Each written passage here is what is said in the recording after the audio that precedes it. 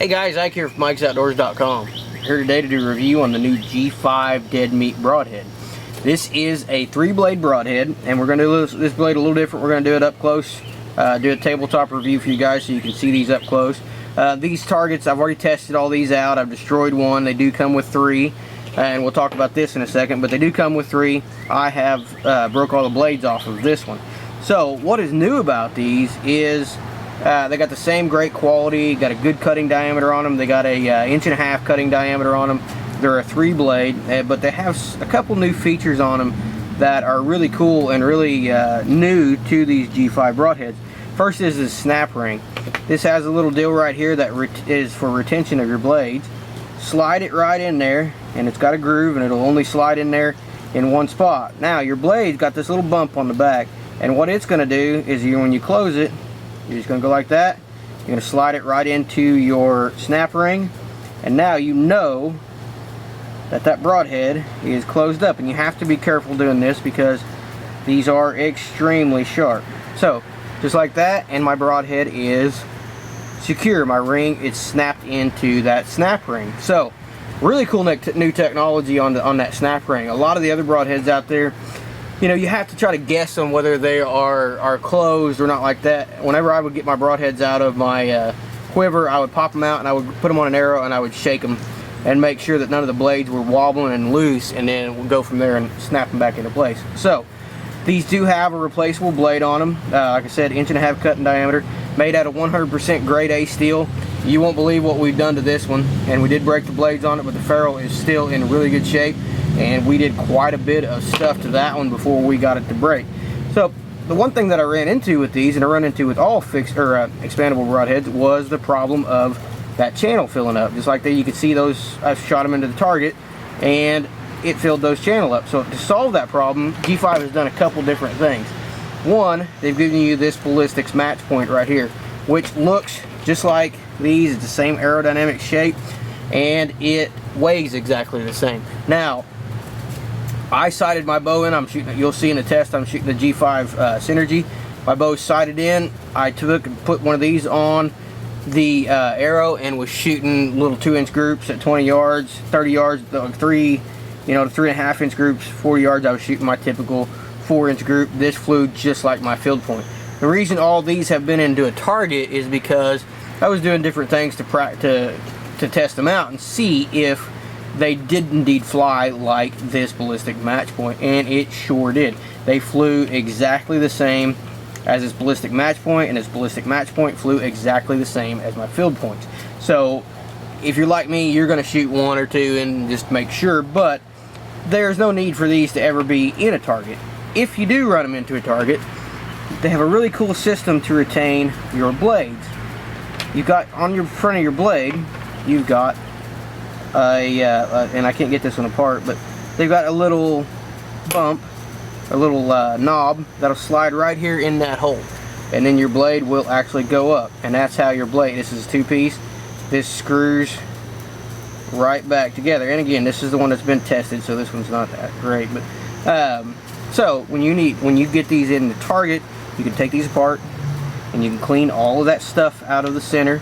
Or if you shoot a deer and it gets blood and hair and gore and stuff like that in there, you can take these out and you can just clean everything out. If your blades, you can take your blades out and sharpen them. If you're going to replace them, you can put new blades in there, and then you can put that back together. The other advantage to it is simply your blades are not going to fall out unless this thing is taken apart. What they're on there good too, I will say that. To get mine off, I had to use the tool that comes with it, and then I used a little crescent wrench that is on one of my archery tools. And to help you with that, where you don't mess up your threads, it's got this little deal back here on the shank that is it's rounded over and it's got flat sides on it. So you can take something like this crescent wrench and you can put it on there and tighten it down, and it's not going to mess with the threads on your stem here. So that's a good way of cleaning out your broadheads, good way of retaining the blades, and it's also a good way of changing your blades, keeping everything in there. So it's a good system, and in all of the testing that we did, didn't have any trouble with it as far as it, being weak. It didn't seem like it's any kind of coming loose. These have been shot, and I had a really hard time getting them loose. So that's why I showed you on this one, because it was, I got it loose. These two were pretty tough to get loose, so they're not like they're going to come off, you know, while you're shooting or get loose or anything like that. So let's take these things over and we'll put them through. Like I said, we've already put them through the test, but we're going to take these now and show you all the testing we did, and they performed fantastic in our test. Alright, so I had what might be a good idea for a broadhead test. Got a piece of leather and a piece of corrugate plastic, just a good thick piece of plastic there, and inside we got a tomato.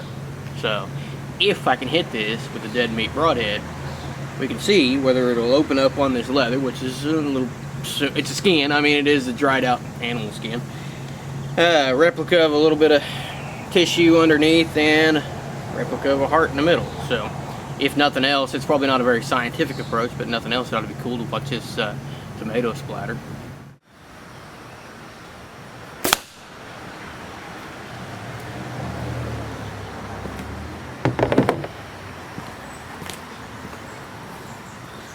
I've got good penetration, man. It went all the way through. Got good wide opening right here. Let's see what it did to that tomato.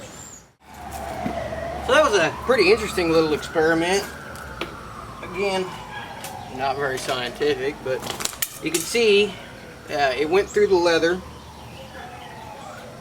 went through the plastic, got a good wide hole in the plastic, went through the tomato, and on the tomato we have got it hit right at the top.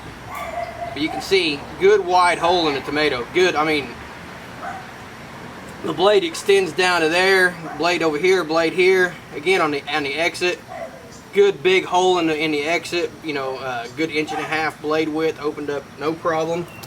Exited through the back of the plastic, through another layer of leather, and on that you can see good wide hole in there. You know, hole big enough I can stick my finger through.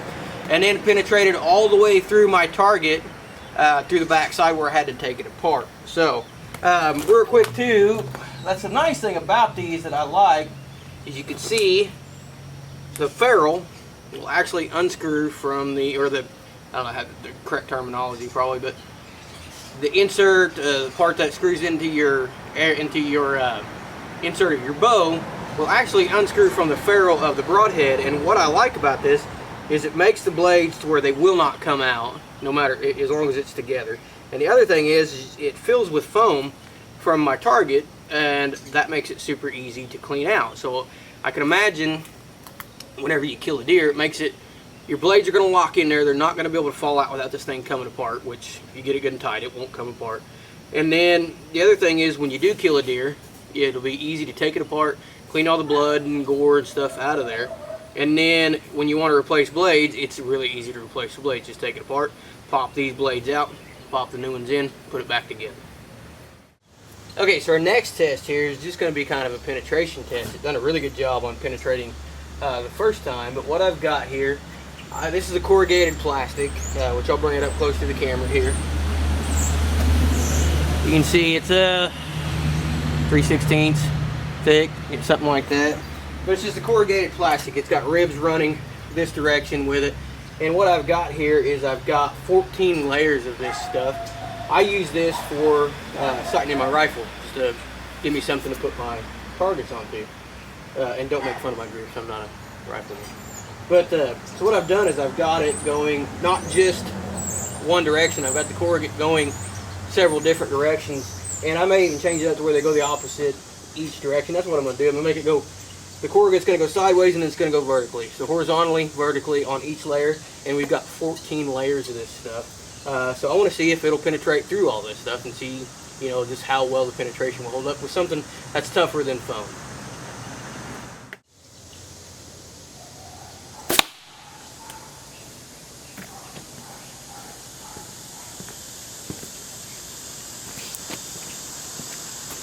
Doesn't look like it had any problem going through all, no problem going through all 14 layers of that.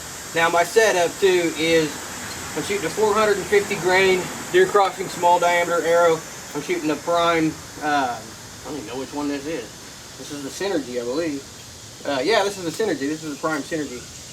Set on 62 pounds and shooting 27.5-inch draw length. So this is my normal hunting setup, and it just blew right through all 14 layers of that cordless plastic. So let's add a little more difficulty to this.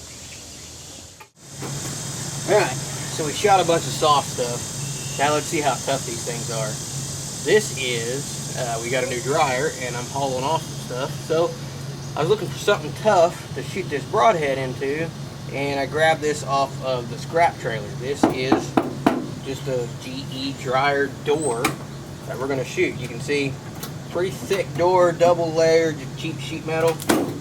Let's see if and again, if it doesn't open up or it doesn't perform, that's one thing. Well, all we're doing with this is trying to see what kind of damage we can do to the broadhead. Not really necessarily the damage we can do to this door, but let's see what kind of damage we can do to the broadhead.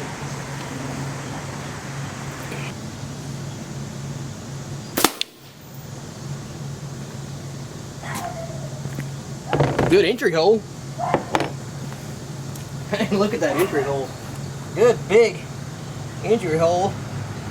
Let's see how bad a shape the broadhead's in.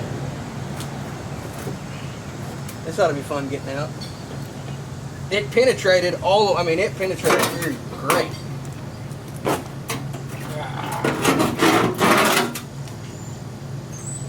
And let's see, we broke 2 blades.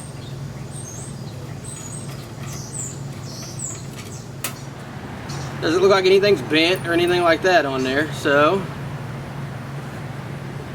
replace those blades and we've got a good functional broadhead again.